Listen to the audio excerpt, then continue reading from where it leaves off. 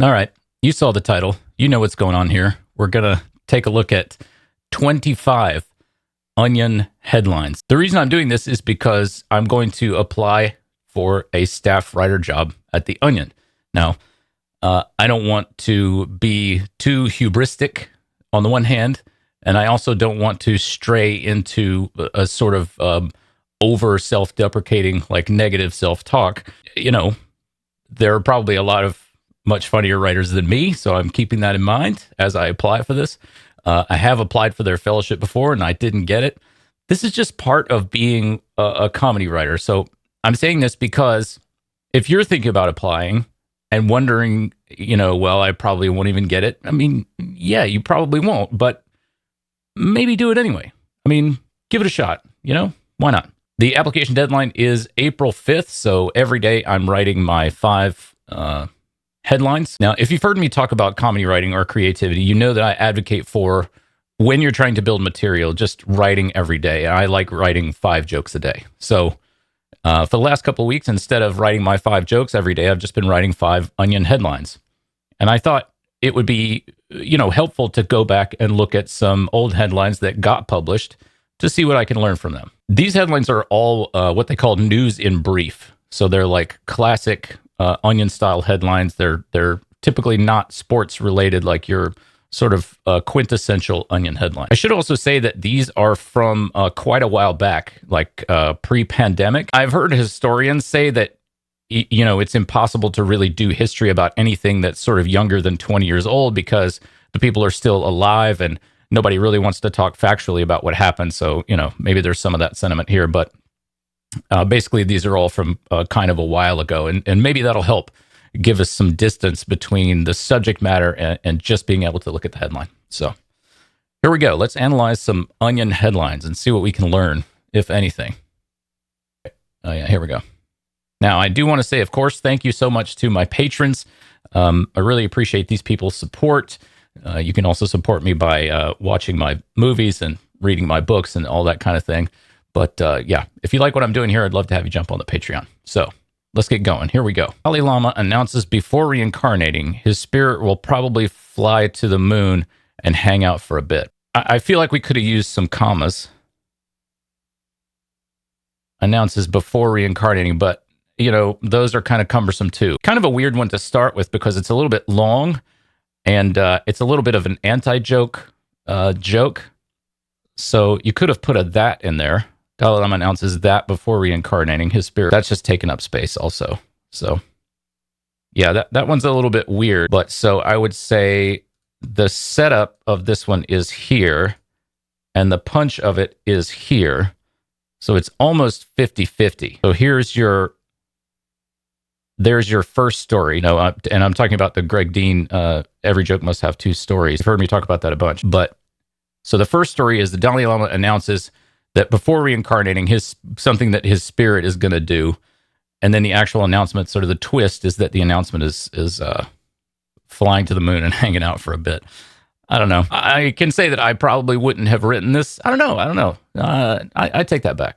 All right, let's move on. And then those 12 people send it to 12 people. That's 144 people, says Cory Booker, describing campaign newsletter strategy to Rosario Dawson. Okay, so I think there are a couple of things going on here. So I guess that's probably your setup, and then this is your pun. Though, part of the funny in the setup is that this has a kind of multi-level marketing feel. Of course, Cory Booker is also known for being very verbose. He's known for, kind of being a quote master. He really loves quoting MLK and Gandhi and all those folks, which, of course, they're heroes, so they're certainly quotable. But I think it also has a little bit of this a vibe of like, there's that meme of the guy with the sunglasses and the hat backwards, and he's hanging around a woman, and he's like talking to her, and he's right on top of her and talking to her, and people always change what that guy's saying. But if I were the head writer and somebody came to me with this, I would say, I don't know, man. It seems a little long. It seems a little bit long to me. So that shows what I know because it went out. The links to all of these are going to be in the description below. The links to all these actual articles, if you'd like to go and read the actual article. I'm just looking at the headlines. for a couple of reasons. First of all, the headline is like the most important part of these satire type articles. Most people are not going to click through. They're going to read that headline and share or not share based on the headline. They're not even going to read. I've submitted to a lot of satire outlets and been the editor in chief of satire outlets myself, and that's the way my application for the staff writing job in the Onion will be. It's 30 satirical headlines. That's it. No text. I did have to write a text for a couple of them for the fellowship, but for the staff job, there's none of that. I have submitted to outlets before that require you to write the headline and then the article. So you spend an hour and a half or 2 hours writing the headline and the article, and you send it off to them, and they say, "Oh yeah, I didn't like the subject." And then you're like, "Okay, well, could you next time, could you say that based on the headline? Like, could I write the headline and send you the headline, and you could tell me whether you like that or not?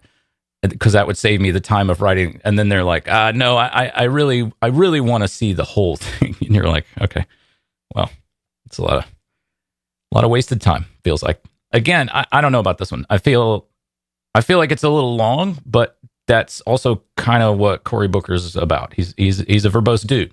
I mean, he just stood up, and filibustered for 25 hours or something like that. So he's the man for that job, that's for sure. But at the same time, I'm noticing as I'm going through this list of headlines, like, okay, so this one is from December 16th, 2019. So is this, so is that. So I believe there's these 5 are all from the same day. So as we're going through this list of 25, it's only 5 days of headlines. So, at that output volume, maybe their thought is, it costs us nothing. It doesn't cost us anything to produce another headline and send it out on the website and send it out on social. So we might as well just keep it going. So, I mean, sometimes you look out at your team and it's like they got great ideas. They're you feel it yourself as you're writing. Some days you're writing bangers. You go to write your 5 jokes and all 5 of them are top notch. And other days you go to write your 5 jokes and you cannot come up with a single thing. When you're feeding that content mill, sometimes you just got to send stuff out. So I'm not a huge fan of this one, I will say. It does feel a little bit long, but it is accurate in that Cory Booker is a pretty verbose dude. Let's move on. Harvey Weinstein laments being treated like he didn't put whole Me Too movement on the map. I gotta say, if somebody brought this to me, I would say, "Ooh, I don't know if I want to do that." That's a little, that is kind of how narcissists would act. Is to be like, "Hey, look, I don't know, that could just be your punch right there on the map." You'll notice here that with these satirical headlines, we want to put the funny we want the funny as funny as possible, obviously, and we want it as far back in the headline as possible, so that it has that like ski jump sort of a shape. Yeah, I mean, I think that's pretty accurate, because that's how those like narcissistic, abusive type folks behave. That's pretty funny. I don't know. My concern with it is just, I don't know, it's tough sometimes to talk about these super abusive, harmful people, because you feel like while you want to be funny, but sometimes dipping your toe into these kind of subjects, I feel like you get some of the muck on you, All right, let's move on. God to leave humanity in hands of babysitter Kayla while he checks out new restaurant. Yeah, for sure. I kind of wish, so what comes to mind as I'm reading this is the idea of writing jokes and being able to make things funny by either making small things big or big things small. This is kind of that. So it's God, the biggest thing that there is, should he or she exist. God to leave humanity in hands of babysitter Kayla, which is just one regular person, while he checks out new restaurants. So a very mundane thing. So this giant, omnipotent entity doing this very mundane thing and leaving humanity with Kayla. No, I mean, Kayla's got some great reviews, so can't go wrong. God to leave humanity in hands of babysitter Kayla. I think, honestly, it starts that's kind of the most of, I think the setup is kind of there, and all of this is punch. So this is like, I think, to me, I think this is kind of more punch than setup in a way. But when you're dealing with God, when you're talking about God, you don't need a whole lot of setup, because everybody kind of knows what that is. So you don't have to explain God to people. I kind of wish instead of checks out new restaurant, it was like, I don't know.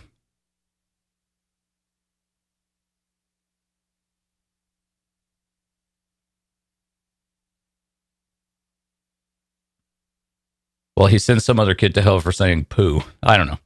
Uh, you know, I kind of wish that there was some like I kind of wish that the punch was was punchier while he does something. I don't know. While he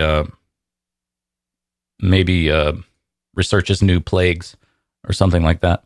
But in the spirit of big things small, small things big, checks out new restaurant works. Let's move on here. So this is the last of the December 16th ones. Pathetic man cries when he's upset rather than screaming at 3-year-old son to shut the fuck up. Okay, so here now we're getting into this. This is a much sharper sort of a punch. So pathetic man cries when he's upset rather than screaming at 3-year-old son to shut the fuck up. I mean, I don't know. I mean,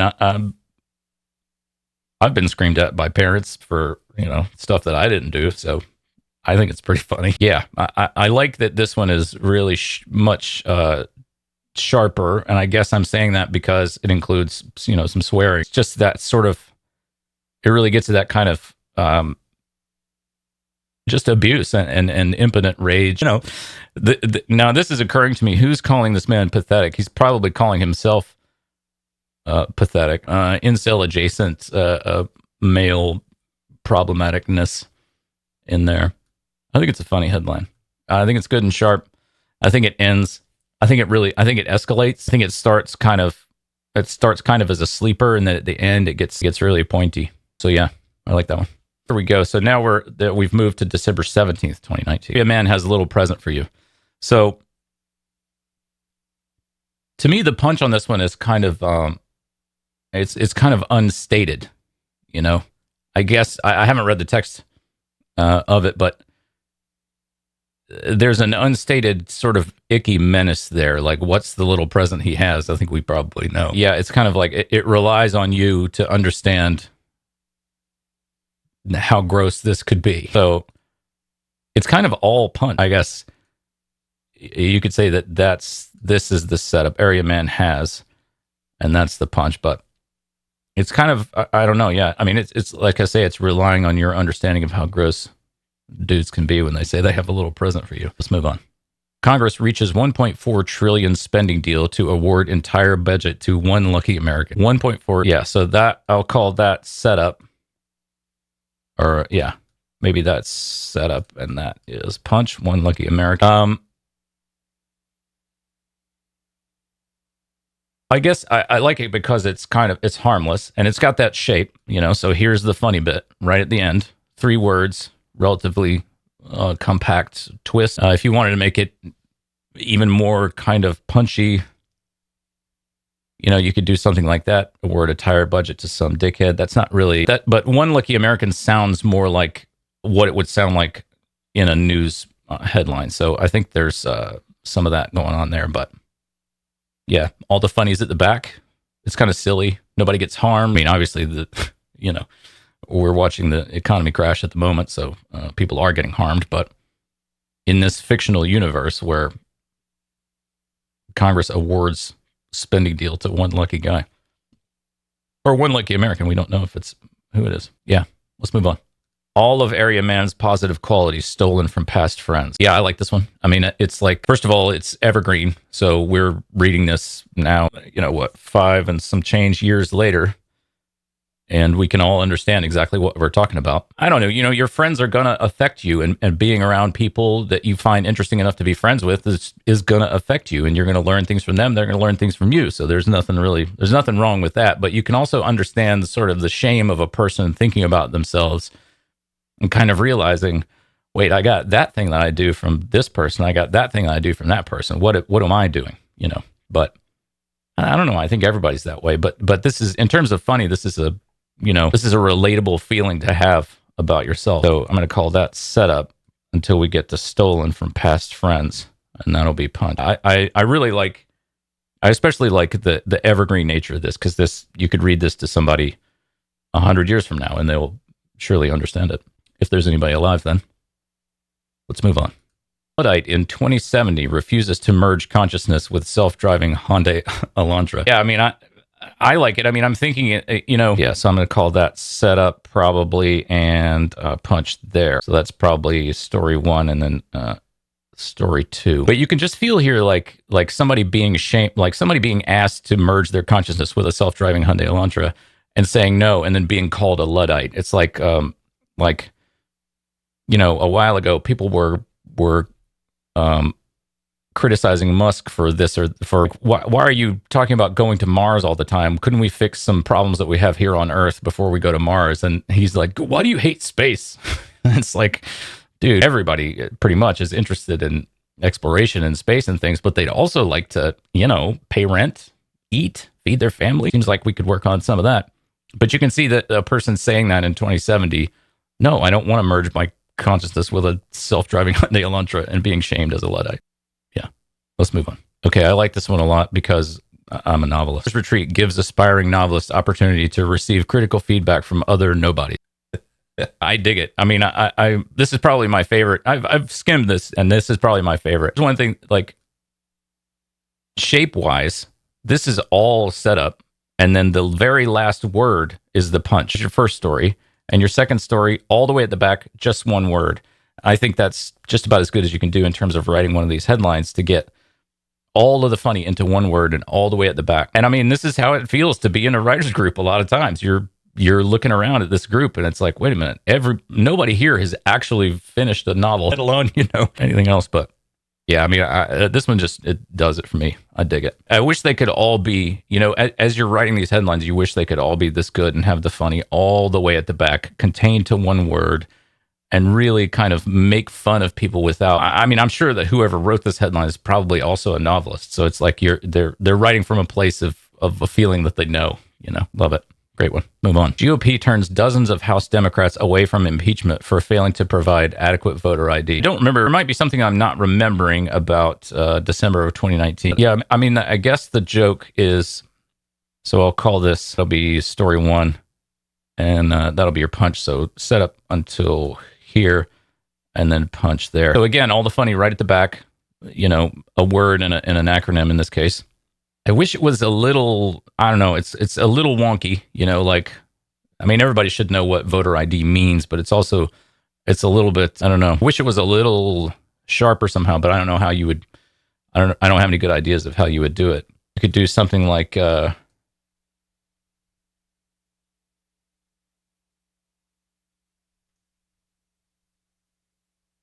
refusing to buy Kid Rock CD. Move on.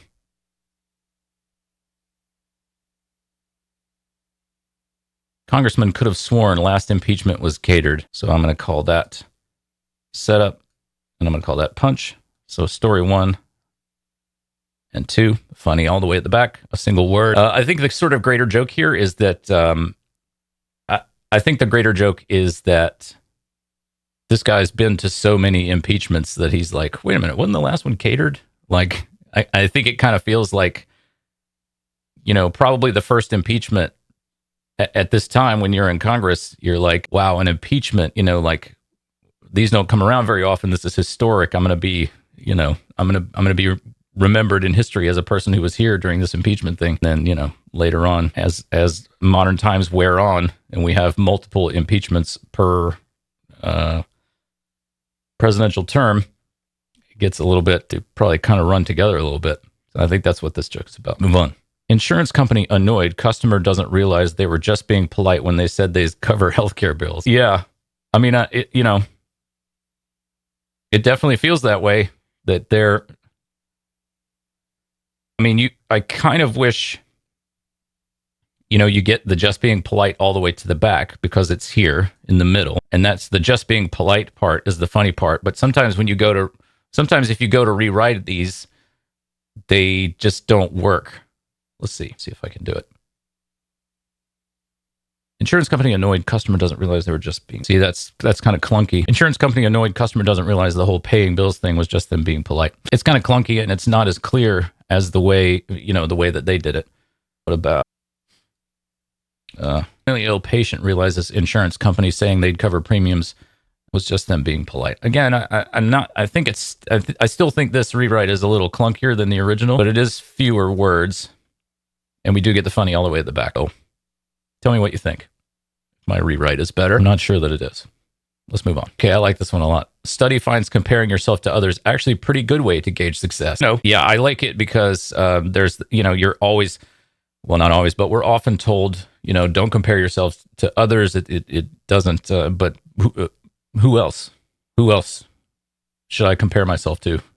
I mean, lots of people have gotten the jobs I've applied for, and I didn't. So, they did kind of succeed more than me in that way, and in so many others. But yeah, I like when the Onion does study finds, because I feel like there's like a layer thing there, because you're making, there's the satirical content, but then there's also making fun of how there's also satirizing the way that studies, just all these studies are always newsworthy, and it's not clear from the headline what the study actually says, or what the methodology was, or how they handled the data, or whether it was just a survey or whatever like that. So multiple levels, but yeah, so I'm going to call that story one, or, setup, and I'm going to call that punch, gauge success. I like that one a lot. Let's move on. United 93 director announces remastered edition digitally removing. It's kind of confusing. I think this is one of those that sounds funny, but I don't know. I'm not so sure about it. So I'm going to call that setup punch. It's a shame that we need this from film, because it would be better if we just had the funny bit right at the end with nothing after it. But they probably added this just for clarity from film. It's probably clear in the text what the story behind it is, but I don't know. I guess it's kind of making fun of like the way that films will do sort of a revisionist history. Like there's this sort of ongoing trend now where all these films just have ancient film stars being made to look younger instead of just hiring young people, like The Irishman, for example. I think there's that added layer there, but yeah, let's move on. DNC eases debate requirements to 0.01% above whatever Cory Booker polling. So, to my ear, this is making fun of Democratic National Convention for just trying to change the outcome of primaries and things. I mean, that's certainly what happened to Bernie. Not to bring up a sensitive subject, but so I'm going to call that setup and that punch, whatever Cory Booker polling. Yeah, poor Cory Booker. He's really getting beat up in these headlines, huh? Let's move on. Sad Rise of Skywalker fan can't believe they're never going to be another Star Wars movie. Yeah, I guess this is just making fun of people like who really hated the Rise of Skywalker. I didn't mind it. I thought it was okay. It feels a little bit wet, this one.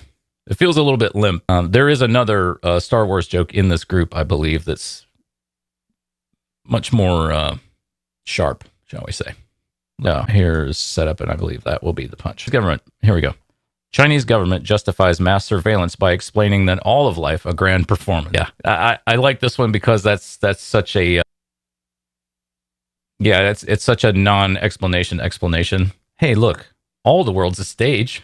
Yeah, so that's probably set up, and that'll be the punch. Or you could say there. I mean, we'll all be mass surveilled in pretty much every country. So, but yeah, I like the silliness and the pettiness of it. Hey, all of life is grand performance. Move on. CG's supervisor for Cats thought he actually did an okay job. You guys might not remember this, but some while ago there was a very CG version of Cats, and it's pretty universally hated. This is just making fun of, and it was a lot of computer graphics or computer generated stuff in it. So actually did an okay job. It's just making fun of that person. So that's probably set up, and then okay job's probably a punch. Again, funny all the way at the back. 2 words. So that's good in terms of shape. Nailed you, Cats, the film. Let's move on. Man still can't believe he's not a virgin. That's funny. Pretty self-explanatory. Set up there, punch there. Yeah, pretty simple. Evergreen. Again, will stand the test of time. People will be reading this one 100 years from now, probably. And if they do, they'll understand it if they can read English. And there are computers to read it on, that kind of thing. But yeah, pretty good. Let's go. Did I skip one? A positive male ally worried girlfriend has been packing on the beauty lately. Yeah, so this is flipping the the sort of trope of a boyfriend being like, you're packing on the pounds or whatever like that, and being the anti body positive. So This is a body positive male ally worried his girlfriend has been getting too into beauty, getting too beautiful. Yeah, so that's just a reversal of, if you take any headline of something that's not good or depressing and flip it this way, you can make a headline like that out of it. So let's see. That's probably your setup, and there's your punch, packing on the beauty. Probably don't necessarily have to have lately, but it does kind of fit the format, I think. So yeah, again, funny part all the way at the back, pretty short, understandable. Somebody being toxic and or abusive, way too humorous. Let's move on. Here's the other Star Wars. I said that really weird. Here's the other Star Wars joke. Middling Rise of Skywalker review leaves fan on fence about whether to threaten to kill critic. We've recently seen some news from John Boyega talking about how awful and toxic he feels the Star Wars fans are. Hard to argue with the guy. I mean, he would certainly know. And so this is about somebody who can't really decide, like, should I threaten to kill this critic? Because the review isn't really bad. It's not really good. Yeah, I like the thought of, I don't know, I like it. So that's probably, you could say your setup is there and that's your punch, or you could say, that's your setup and that's your punch. But regardless, funny is all the way to the back. The stakes are high. We're talking about somebody threatening to kill somebody, so the stakes are elevated. There's a potentially another version of this where, the person just leaves a bad review or something like that for the critic, but no, the stakes have been raised, so he's gonna try to kill that person. So stakes are high. That's good. Let's move on. Port, make it stop. Yeah, I mean, this is one of those that's like the bumper sticker that says, Royd for president or whatever like that. Imagine December 20th, 2019, saying, make it stop. And here we are, all these years later. Has it stopped? Nope. Let's move on. Prominent evangelical magazine calls for removing Trump from Holy Trinity. It's really tough to write satirical headlines about Trump because, for a couple of reasons. First of all, he's so chaotic that it's tough for your headline to be more chaotic than he is. So if you want to write about him, I think this is the way to do it, to write about something that's not him, the prominent evangelical magazine. We're not writing this headline about, it does include him, but it's not written about him doing something. So, this is one of those stories that's about evangelicals having regret for placing Trump on a pedestal and helping to get him to where he is. I'm not sure that they have that regret. They certainly don't seem to. They're not being very vocal about it. So let's see. I'm going to call that setup, and there's your punch, Holy Trinity. I wonder who they ousted to add him. Did God the Father or the Holy Ghost get the boot so that Trump could join instead? Probably the Holy Ghost. We don't need the ghost. So that makes me think there could be a headline that's like, let's see, something like Holy Ghost ousted to make room for Trump and Holy Trinity. That's another way to get at that kind of idea. Not sure. You can tell me whether you think my rewrite is better. I'm not sure that it is. Let's go on. Antsy, Jonesing Nation demands new Grinch content. Yeah, I think this is about, when did the Grinch movie come out? Probably around this time, but I think this is about that. So it's kind of a current events thing, so I'm not sure that we get it. But here is and that'll be your punch all the way at the end. Really short headline. Again, well, we only have 4 from December 20th. Oh, might as well take a swing if you got to get 5 of them out every day. This is maybe not my favorite, but, every day can't be 100% banger unless you hire me, The Onion. No, I felt like I had to say that, but, it's obviously not true. So what have we learned? Well, this is hard. It's hard to do this. When I was running my own satirical site, I would try to put out an article every day, and I would just sit down every morning and try to write one article every morning. And, for the first week or two, you feel good, and you maybe even have some in the bank. But as the weeks wear on and the years wear on, I did this for 4 or 5 years. I mean, it really starts to get to the point where you feel completely empty. You feel completely empty of ideas. So, feeding that sort of content maw is hard. And some days are going to be better than others, and you just got to swing. But by that same token, sometimes you put something out that you feel like is just kind of filler, and it really resonates with people. So it's, as much as we can try to be better writers and be more succinct and really, compare ourselves to others or join writing groups, to try to get better. It's still not an exact science. We don't know what's going to hit. Stuff that you think is going to be a absolute, home run just doesn't do that well. So what do? You just keep going. That's what you do. And in that spirit, thank you so much for watching. I do appreciate it. I'm planning on doing some more videos as I continue to build my entry for the staff writing position at The Onion. I don't think I'm in any danger of getting it, of course, but like I said, I still do want to apply. I think you should. If you're interested, you should write your own packet and apply yourself. Maybe you'll get it. And if you do, I'll high five you as you buy me lunch. So what do we learn here? Well, I think we learned a lot of stuff that we already kind of knew, which is try to get the funny all the way at the back. Try to get the stakes as high as you possibly can. Try to write evergreen stuff if possible. Try not to use any more words than you absolutely need to, but at the same time, it's got to be understandable. It's got to be readable. So you can't, you can't cut it down too far. They're still the best. As much as I can look at some of these headlines and say, okay, this one's not my favorite or that one's not my favorite, there are a lot of things that they've written and published over the years that are unbelievably, just important, and they really cut down to the what it means to be an American in this era.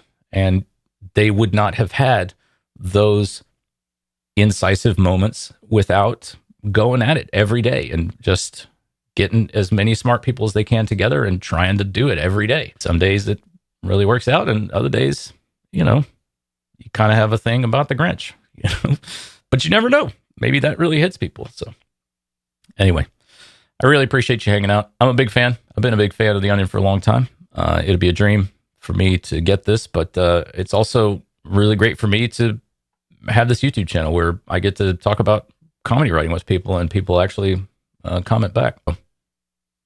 Hard to complain, except for everything else, which is terrible. Hey, thanks for watching. If you enjoyed this, like and subscribe, and maybe jump on the Patreon if you want to help me make more. And if you want to talk about comedy writing with people who are trying to do it in a constructive way, we also have a Discord channel.